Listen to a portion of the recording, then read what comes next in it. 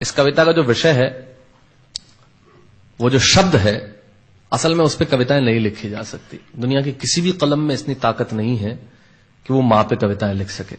मैं तो बहुत छोटा कलमकार हूं, मैं मां पे क्या कविताएं लिखूंगा। मैंने एक कविता सिर्फ ये लिखी है कि जब मां हमारे पास होती है तब शायद उसके होने का एहसास नहीं होता। जब मां नहीं होती तब जिंदगी क्या होती है, बस मैं ये कहना चाहता हूं। तब आप सुने उस कविता को। एक बहुत छोटी सी कहानी उस कविता के शुरू में कहता हूं। एक जंगल में एक संगीतकार मृदंग बजाता था। मृदंग ढोलक की तरह एक वाद्य को कहते हैं। और जब मृदंग बजाता तो एक बकरी का बच्चा वहां रोज आके खड़ा हो जाता। एक दिन सर ये कैमरे जो भी है बंद कर दें प्लीज, फॉर गॉड सेक। बकरी का बच्चा वहां खड़ा हो जाता आके, तो मृदंग जो बजाता था संगीतकार, उसने उस मेमने से एक दिन पूछ लिया कि यार तुझे क्या मेरा सुर, मेरी ताल, मेरी लय बहुत अच्छी लगती है जो तू रोज यहां चला आता है। वो बोला मैं नहीं जानता कि आप क्या बजाते हैं, न मुझे सुर की समझ, न ताल की समझ, न लय की समझ। मैं तो बस इतना जानता हूं कि इस ढोलक पे, इस मृदंग पे जो चमड़ा मढ़ा है वो मेरे मां के बदन से आया है। क्या बात है, बहुत अच्छे, वाह। जब उस पे थाप पड़ती है मैं आके खड़ा हो जाता हूं। बहुत अच्छे, वाह। मेरी कविता मां के न रहने पे भीतर से पड़ी हुई थाप की कविता है, तब सुनाना चाहता हूं। इस कविता में अगर आपके आंसू बाहर की दुनिया की यात्रा करना चाहे तो रोकिएगा मत। अगर आपको ठीक लगे, जैसा कहता हूं जब मां नहीं होती तब जिंदगी क्या होती है। एक मुनव्वर राणा साहब का शेर उधार लेता हूं कि किसी के हिस्से में मकान आया, किसी के हिस्से में दुकान आई, मैं सबसे छोटा था, मेरे हिस्से में मां आई। क्या बात है, वाह वाह, बहुत अच्छा। तब कहता हूं कि कल जब उठकर काम पर जा रहा था तो अचानक लगा कि कोई रोक लेगा मुझे। कल जब उठकर काम पर जा रहा था तो अचानक लगा कि कोई रोक लेगा मुझे और कहेगा खड़ा खड़ा दूध मत पी, हजम नहीं होगा। मुझे लगा कोई कहेगा खड़ा खड़ा दूध मत पी, हजम नहीं होगा। 2 घड़ी सांस ले ले, अरे इतनी ठंड और कोट भूल गया, इसे भी अपने पास ले ले। मन में सोचा मां रसोई से बोली होंगी जिसके हाथों में सना आटा होगा। अगली पंक्ति के खालीपन से जुड़े और जुड़े तो मुझे बताएं। मन में सोचा मां रसोई से बोली होंगी जिसके हाथों में सना आटा होगा, और पलट के देखा तो क्या मालूम था कि वहां सिर्फ सन्नाटा होगा। पलट के देखा तो क्या मालूम था कि वहां सिर्फ सन्नाटा होगा। अरे अब हवाएं ही तो बात करती हैं मुझसे। जब कोई नहीं होता तब अंतरिक्ष बात करता है, निर्वात बात करता है, वैक्यूम बात करता है। तब कहता हूं अरे अब हवाएं ही तो बात करती है मुझसे। लगता है जब जाऊंगा किसी खास काम से तो कोई कहेगा दही शक्कर खा ले बेटा, अच्छा शगुन होता है। कोई कहेगा गुड़ खा ले बेटा, अच्छा शगुन होता है।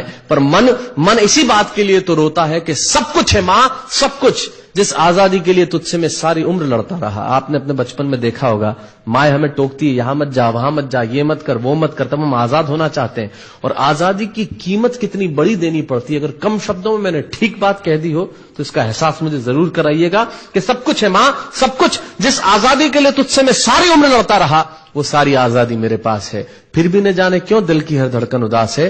कहता था ना तुझसे मैं वही करूंगा जो मेरे जी में आएगा, और आज मैं वही सब कुछ करता हूं जो मेरे जी में आता है।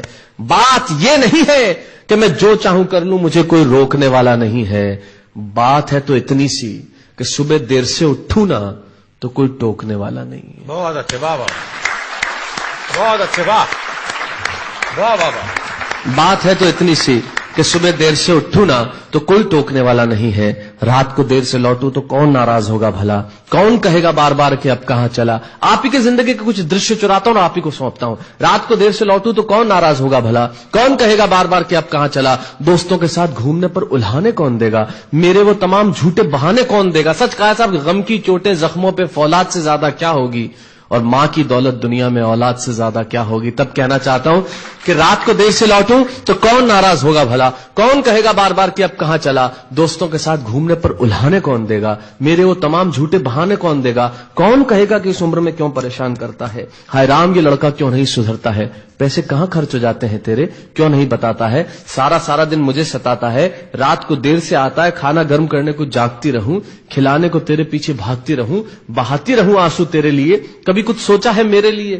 खैर मेरा तो क्या होना है और क्या हुआ है, इस बुढ़िया का तो क्या होना है और क्या हुआ है। तू खुश रह लेना यही दुआ है, और आज तमाम खुशियां ही खुशियां। जीवन में जो सर्वश्रेष्ठ एक पंक्ति जो ईश्वर ने मुझे सौंपी वो मैं आपको सौंपता हूं।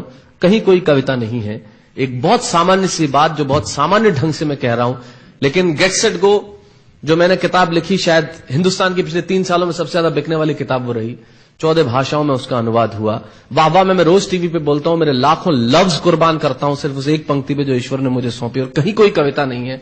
आप ही का भाव आपकी उठा को सौंपता हूं और देता हूं, और जिस विश्वास के साथ मैंने लिखा उस विश्वास के साथ आपको देता हूं कि मेरा तो क्या होना है और क्या हुआ है, इस बुढ़िया का तो क्या होना है और क्या हुआ है, तू खुश रह लेना, यही दुआ है। और आज तमाम खुशियां ही खुशियां, गम ये नहीं है कि कोई ये सब खुशियां बांटने वाला होता, पर कोई तो होता जो गलतियों पे डांटने वाला होता। बहुत अच्छे, वाह वाह वाह वाह, बहुत अच्छे, वाह।